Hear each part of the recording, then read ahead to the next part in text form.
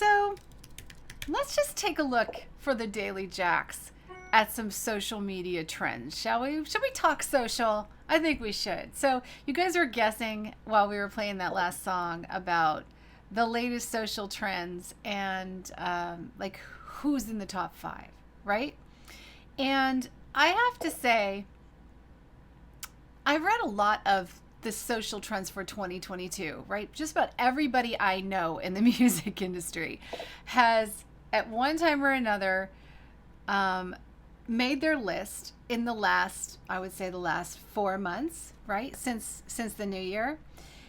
They started like in November and December, and then I started getting all their emails about who they thought was going to be the big thing for 2022 and which social media pages are going to be the big thing for 2022. Now, this social media trend for 2022 says TikTok. And you would think TikTok, but it's actually not TikTok.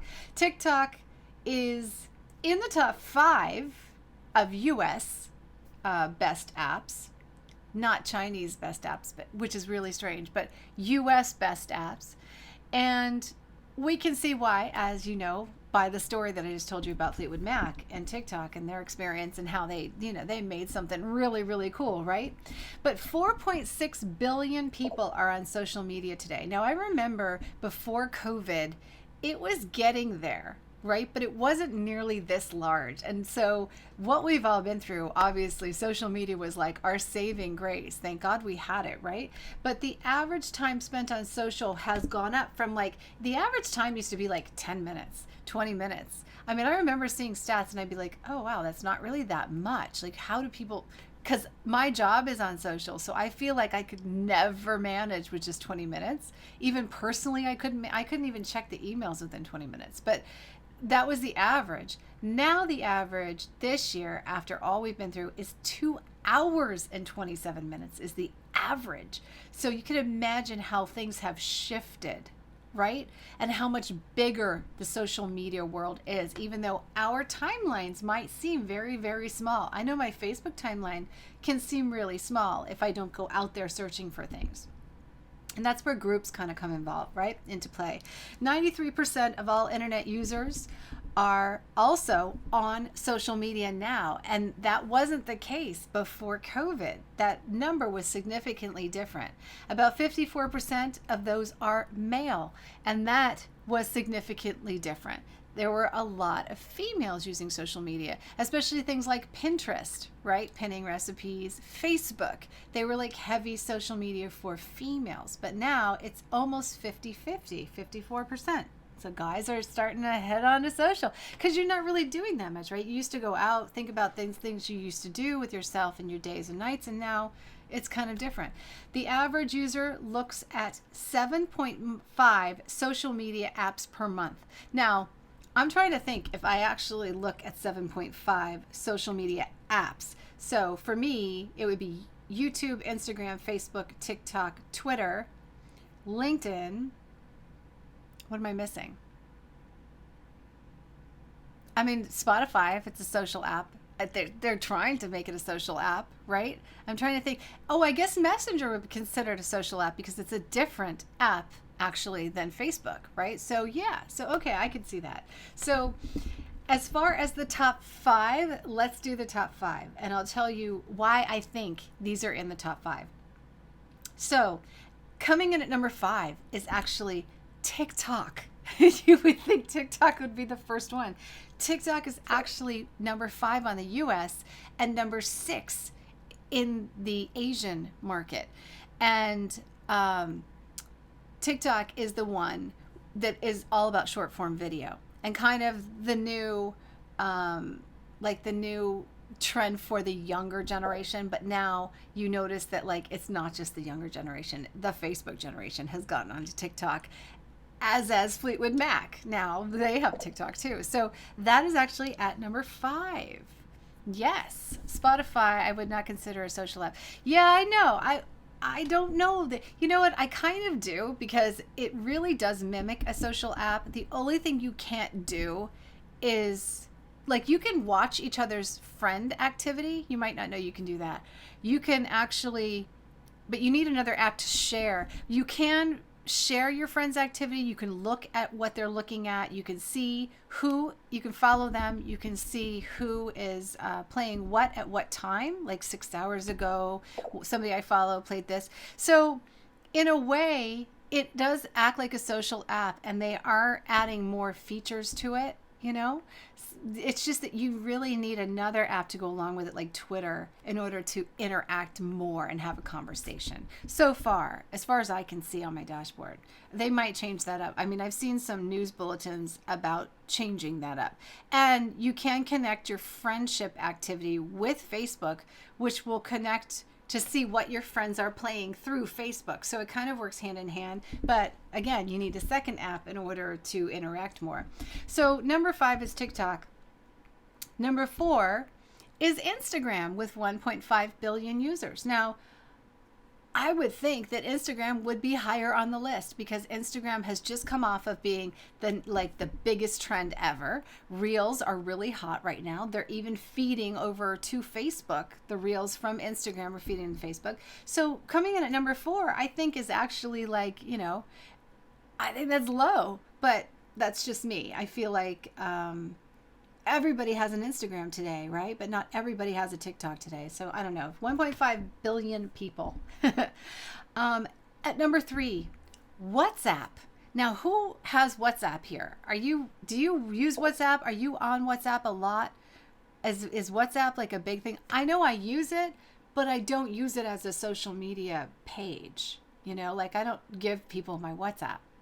I don't know, I guess they could just find it. I don't even really know how WhatsApp works, other than some people call me on WhatsApp occasionally. Sometimes we'll use it as an internet phone for things like video calls. But so I'm not really sure. And some things you can share on WhatsApp. So I feel like people share stuff on WhatsApp with me that they can't share anywhere else because the file size or something. That's true. Everyone uses Instagram. Yeah, they do, right? Like every single musician I know always has an Instagram. Maybe 75% have a Twitter. They all have a YouTube page, but not a lot are using it. And hardly anybody has TikTok as much as it's popular. Almost everyone I know doesn't have a TikTok still to this day. And they really should, because that's where the music business is coming forward. So what did you guys say? That's true. Everyone is using Instagram. Yes. I do have a WhatsApp. Okay. What do you use it for? I'm interested. I'm not much of a hacker. Oh, there are hackers on it? Really? Yeah, I guess there would be. Well, there are hackers everywhere though, right? Like everywhere. I don't use it a lot. I answer the DMs. Yeah, that's true. But I think my messenger in all of these apps is crazy. Like if you send me a message in these apps, think that it's going to take me a couple weeks to get back to you, because it literally is just like that. I get messages from everyone pitching things. So, it's kind of hard to stay in touch on them unless I'm actually on there and it pops up at the same time. So that's number 3, right? So we've got TikTok at number 5, Instagram at number 4, WhatsApp at number 3, YouTube is number 2 with 2.5 billion. Now, I think YouTube is actually going to be at number 1. My projection is that YouTube is going to go to number 1, if not this year, then maybe the next couple of years, because I think that Spotify is majorly disappointing people, and YouTube Music is starting to hit that top curve. You can also go and comment on YouTube. You can do live streams on YouTube, which you guys are here with me, and you can do a lot with your YouTube channel today. And they have content ID, so you can even do fair usage on YouTube these days, right? Which pretty interesting. There's not a lot you can't do on YouTube that you can't do anywhere else. Now, the benefit of YouTube is that it's public and there's Google search. So you can do a video about a certain topic and drive some traffic to it. And over time, like literally even 3 years from now, that video can be producing views and, boosting up your watch time. So if you have a YouTube channel and you're in the music business, that would be my number 1 choice. My number 2 choice, if I were a musician, would be TikTok and really investing time there. My number 3 would be Instagram, but Instagram as in create an Instagram feed that reflects my music, use stories and reels mostly, and go out there on other people's Instagram and interact with them so that they see my profile and maybe come and check it out. And then naturally they can just go and have fun, like looking at my stuff if they're into what I have as a musician. That's how I would use Instagram. I wouldn't use Instagram just for just posting stuff all the time. And the number one. What's the number one? So what's the number one? I know, right? I would think you guys would have guessed it by now. No? Great advice. Thank you so much. All right. So the number one. So here we are. For those of you in the cheap seats just getting here now, TikTok is number 5. Instagram is number 4. WhatsApp is number 3. YouTube is number 2 with 2.5 billion. And with 2.9 billion users, it's Facebook. Facebook is still number 1. And I think it's because the group pages are so active, and I think the personal profiles are really active. I also believe that Facebook got a boost recently because, yeah, totally, right? I think it got a boost because it bought Instagram. When people are on Instagram and making reels, they can pop them over to Facebook. So a lot of times when I'm scrolling on Facebook, I get jump down this little rabbit hole of videos. One video pops up, it's got 3 million users. I'm like, okay, let's look at it. It's really funny, or it's really good. And then the next one comes and the next one comes. I try to go to the platform and it takes me to Instagram. So I really think that they got a boost and it kicked them up there because they not only had lifers for Facebook that just used Facebook to run their business, to advertise their businesses, to make sales of products and stuff like that. But then there's this user base that came over from Instagram and is just kind of working both ends. There also was a lot of work put into the group pages on Facebook in the last couple of years. And in groups, there's so much power of being able to share and categorize and handle massive amounts of people in these group pages, that if you find some hot groups, and I'm a member of a lot of really hot groups that are so super active that literally you could build a business just on those groups, right? They're so active that they generate sales. If you have something for sale that specific audience would want. So Facebook is a great place to make money. Facebook is a great place to see photo albums. It's a great place to stay connected with friends. The timeline's not great, but again, it will show you who you interact with most. So if you go and seek out people and go to your friend list and actually go out there and say happy birthday and really be interactive, then those people will start seeing your posts more, and you'll start seeing more posts, not just a very, very small filtered list. Plus they've gotten really built out as far as the settings. So you can change the settings a lot in Facebook to be able to reflect that in your timeline and do a lot more. So there are a lot of options there today, but it's so big that you get lost and you end up feeling like your world on Facebook is so small.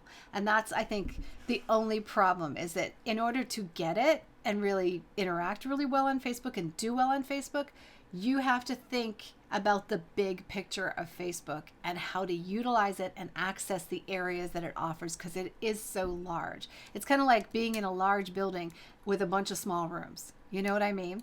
You've got to seek out the popular rooms that are really, really active, and you just really don't fall upon them very easily unless you're doing searches. But it has gotten better with hashtags and the integration of Instagram. So pretty interesting list, wouldn't you say? Yeah. So again, for musicians, I believe TikTok is a really must-have for musicians, and it's so easy to do those short form videos. You can have fun with it and really enjoy yourself. Keep a list of tags, start getting in and seeing who's doing well and why they're doing well. Make comments on videos because people do follow the most active people. That's just the short list of how to promote on TikTok. But then Instagram, of course, similar, but I told you how I would use Instagram. WhatsApp, yeah, I don't really know that I would need WhatsApp. I would probably rather have maybe Twitter, because there's just as many industry people on Twitter than there are on LinkedIn. If you went to LinkedIn, yeah, you could connect with people, but that's more like for people who like to blog and read stories and interact with business. And that's not a bad thing, but there are a lot of people pitching, using LinkedIn to pitch. So if you're going to go and try and infiltrate someone and get on their good side, you'd be better going over to Twitter and getting involved in the music industry by tweeting people, because it's short form and it's a lot easier, and they are more apt to follow, and they won't get lost. You'll actually, remember the tags and talk back and forth with them and see them more often. So Twitter's still a really good one for that. Facebook, yeah, Facebook pages and Facebook groups is definitely a good way to promote music. But still, my number one is YouTube. I love YouTube to promote music, because if you get in good with the algorithm and you're consistent and you really work your YouTube channel like a social media page, something that you nurture and care for an audience and deliver content and really work the live streams and the YouTube shorts and learn all about it. And just like 10, 15 minutes a day, dedicate yourself to learning more about your YouTube channel and analytics, and, watch the YouTube videos and comment on them, and, just get involved there. You can really have a thriving business through YouTube. You can monetize your channel if you want to, not only through their Content ID system, but also by people paying you to do things on YouTube once you start to build a channel. It used to be barrier to entry was 7 years to build a decent channel that was really streaming revenue. But these days it's 6 months. And I bet you didn't know that. You would think it'd be more because there's so many more people on there.